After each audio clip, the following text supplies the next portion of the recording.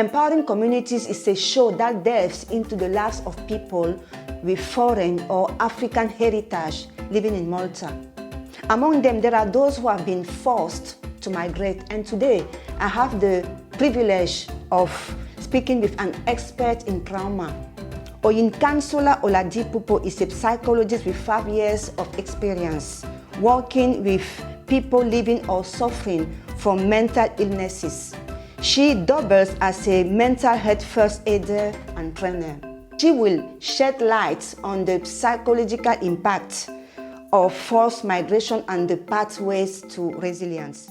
To understand ourselves, it's not only about our internal being, but also about the people around us. They define us, and they've been forced to live what they know, how they know themselves, and where they've known themselves all this while to move into a different community. So obviously, number one, it's going to bring a problem with adjustment, right? Adjusting and integrating into the new society that they are joining.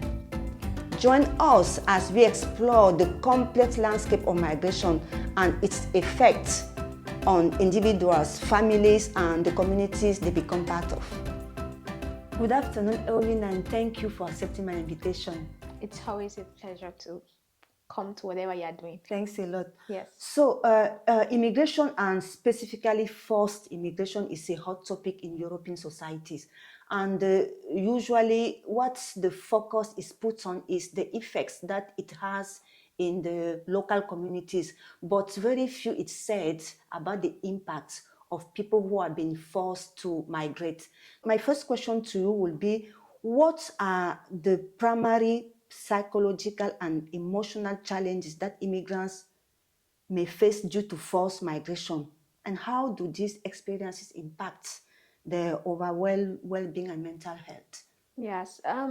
First of all, I want to say that it's hard for anybody to leave home, where they've built community, where they've built a psychological sense of self, because to understand ourselves, it's not only about our internal being, but also about the people around us. They define us, and they've been forced to live what they know, how they know themselves, and where they've known themselves all this while to move into a different community.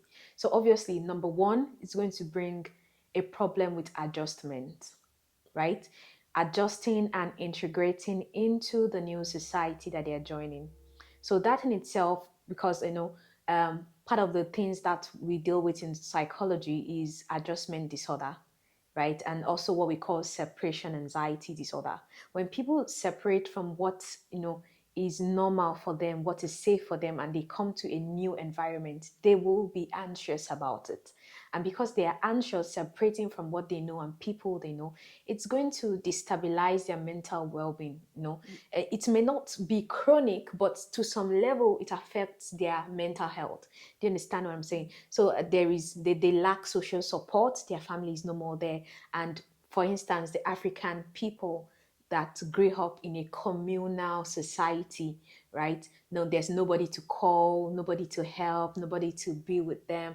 So yes, loneliness leads to a maybe not chronic depression, some level of depression. Do you understand? Some level of anxiety, no cushioning effect there for them in the society. So yes, it affects the people that are forced to move. And obviously, now being forced is not that, these ones that I've said, it's normal for everybody that moves, right? But now people that are forced to move based on war, or maybe something happened to their family, they are going to have some issues with post-traumatic stress disorder, right?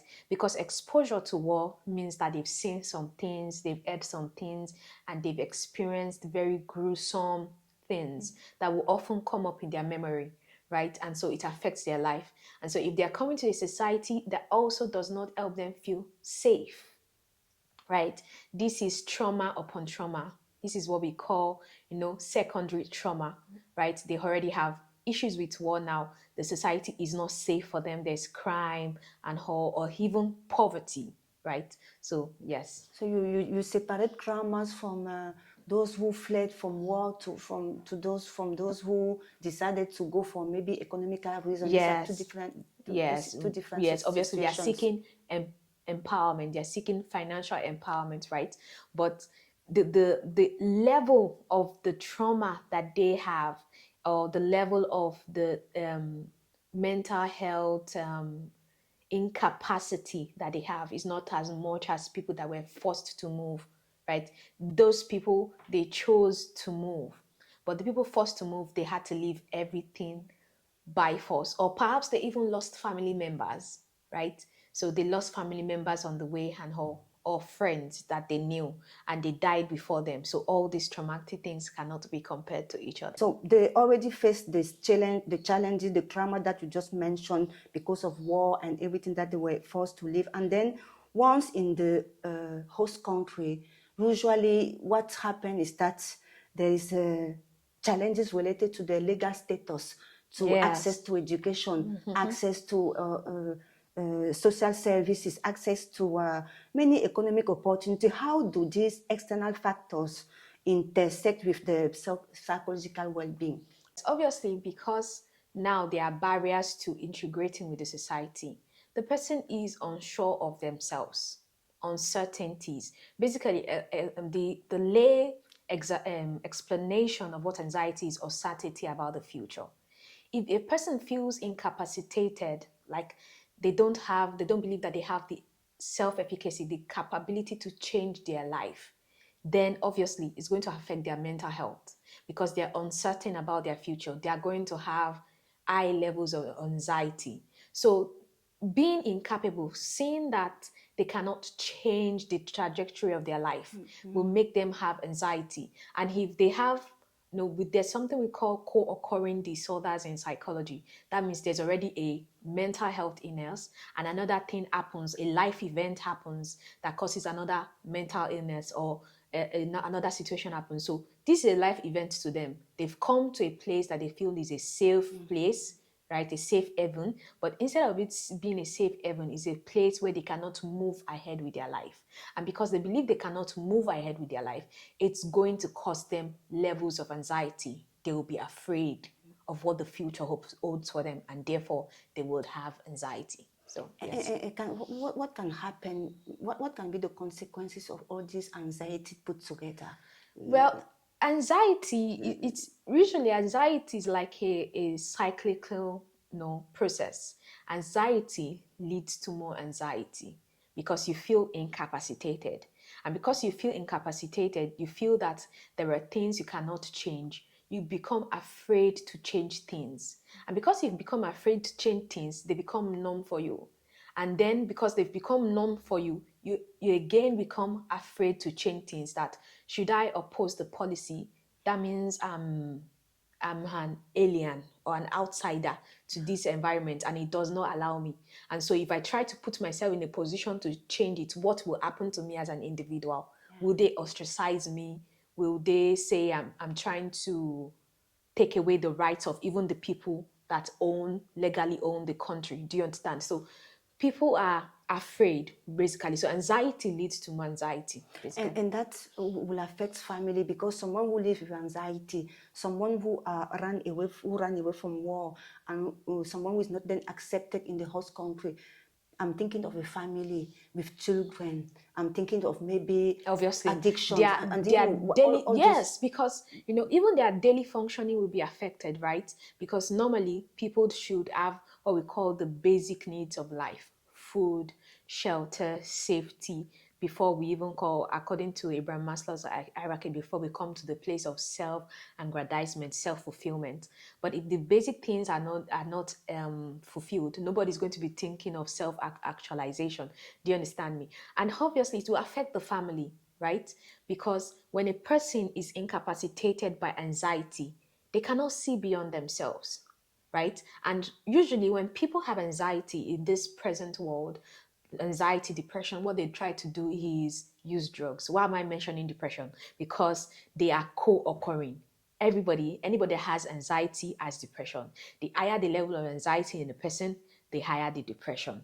And usually in this world, people try to take substances, right, to manage, not going to in for the proper help. They take substances.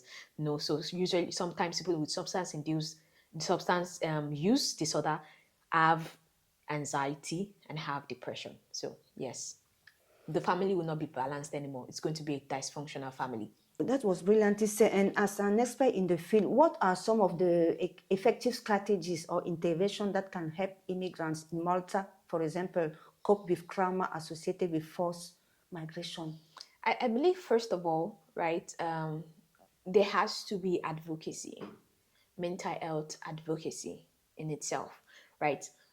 People need to understand what mental health illness is, because then they would know what they are going through. Because some people don't even understand that they have mental health issues. They feel, oh, it's normal, everybody has it, I just have to live with it. So mental health advocacy, not just for the elites or not just for the indigenes, for everybody. But I had an organization that have a open line here in Malta that anybody can call into. Yes, but now directed particularly to people that experience forced um, migration. I believe that there should be kind of like what we call debriefing, right? Debriefing is part of psychology. When military, because I have training in cognitive processing therapy, when people, the veterans or people that went to war, the military personnel are sent, they come back from war, we debrief them, we ask them what they went through, how did they, what they experienced, and they share, right? Whether in personal, individual therapy or group therapy, if those kind of people who experience forced migration can be debriefed, to understand the level of the psychological impact of what they've experienced, and then meet them at that point. What help can we offer now? Right? Because in this kind of people, it's not that they chose to move, they had to move.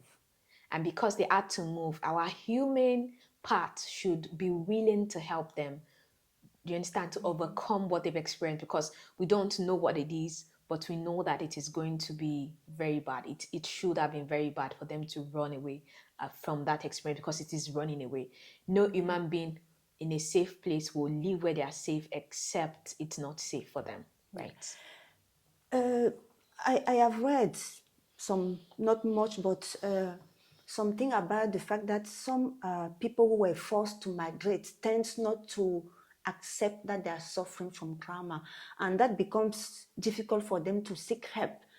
As you said, some might even not know that they are suffering, but even for those who know, specifically Africans, they tend not to go for help, to seek help, because maybe they feel some sort of shame. Are you aware of that aspect?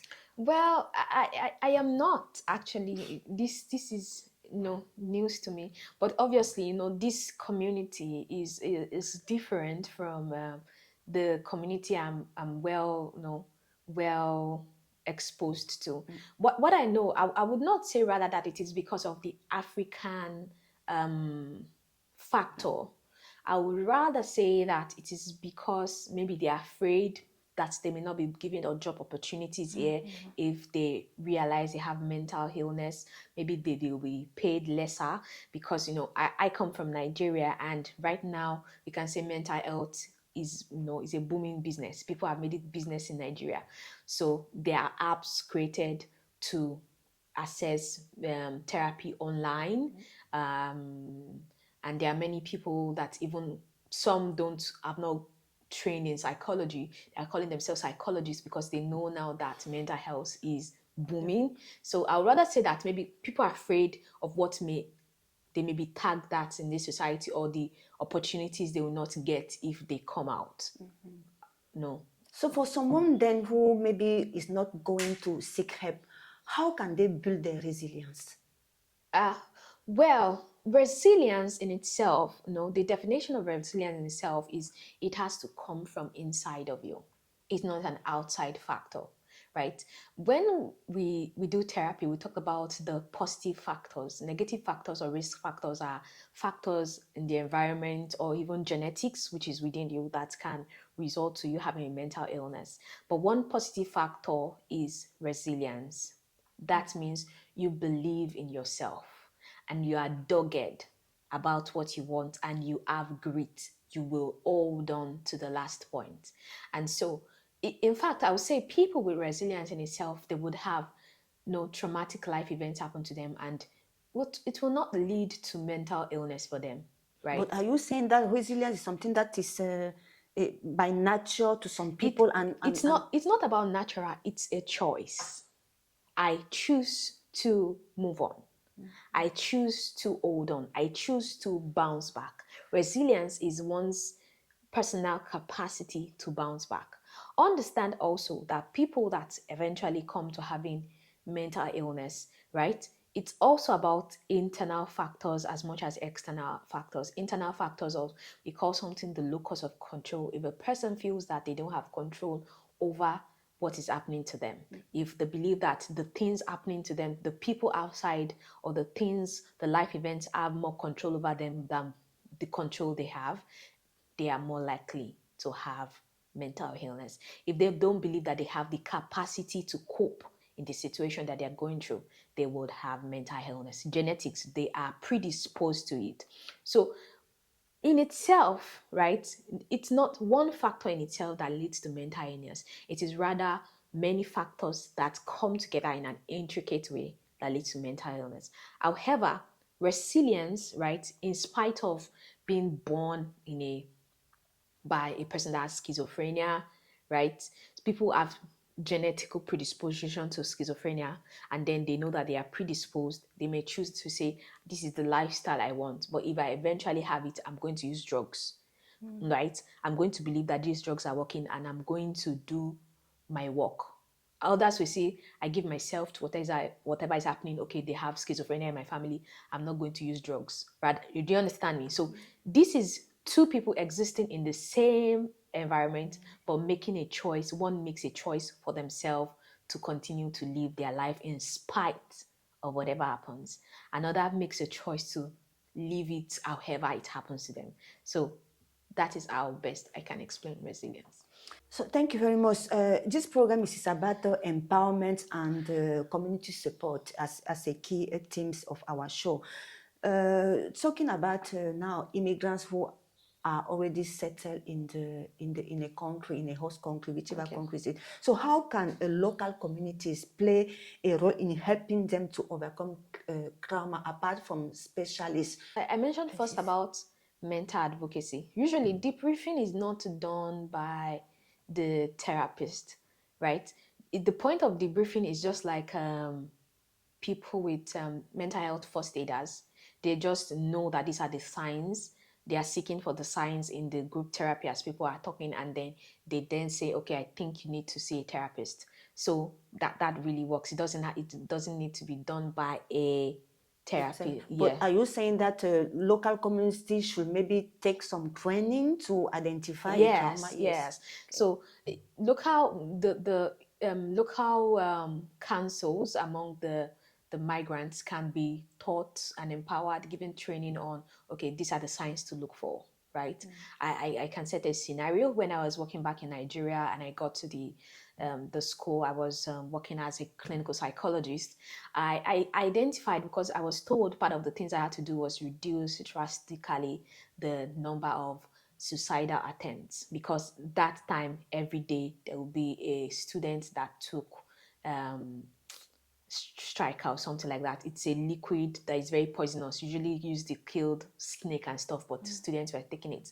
Part of the things I did was, in every department I created a student support group, right? And then in the student support group I taught them about mental health, what each mental health, the signs to look for, the first signs to look for, what are the self-help tips, so that these people can have support, oh, this student has depression, this student. So if it can be done for the people, the people in the grassroots, right, empowering them through training them on mental health.